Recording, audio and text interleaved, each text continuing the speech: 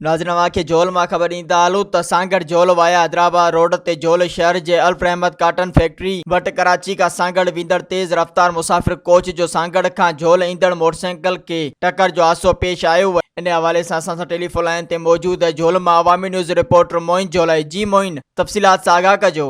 जी बिल्कुल, मां तव्हांखे ॿुधाईंदो हलां त सांगड़ झोल वाया हैदराबाद रोड ते झोल शहर जे अल रहमत काटन फैक्ट्री वटि कराची खां सांगड़ वेंदड़ तेज़ रफ़्तार मुसाफ़िर कोच जो सांगड़ खां झोल ईंदड़ मोटरसाइकिल खे टक्कर जो हादसो पेश आयो आहे।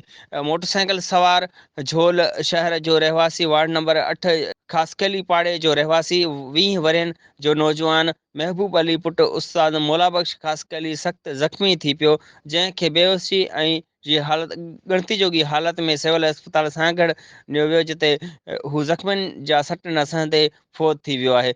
झोल पुलिस वाक़े वारे हंधि पहुती मुसाफ़िर कोच ऐं मोटरसाइकिल खे तहवील में वठी फ़ौत थियल वियल नौजवान जो लाश सिविल अस्पताल सांगड़ मां खणाए पोस्टमार्टम कराए वारसनि हवाले कयो वियो। फ़ौती नौजवान जो लाश घर पहुचण ते घर में कोहराम मची वियो आहे। फ़ौती जे वालिदिन खे बेहोशी जा दौरा पइजी विया आहिनि। फ़ौती गैर शादीशुदा हो।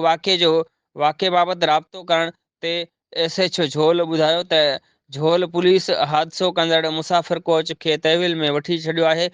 फ़ौती जा वारस जॾहिं चाहिनि तॾहिं केस दाख़िल कराइनि। जी मेहरबानी मोइन, तफ़सीलात सां आगाह करण लाइ। मज़ीद ख़बरनि ऐं तफ़सीलात लाइ विज़िट कयो असांजी वेबसाइट www.awamiNewsHD.com ऐं ॾिसंदा रहो अवामी न्यूज़ HD।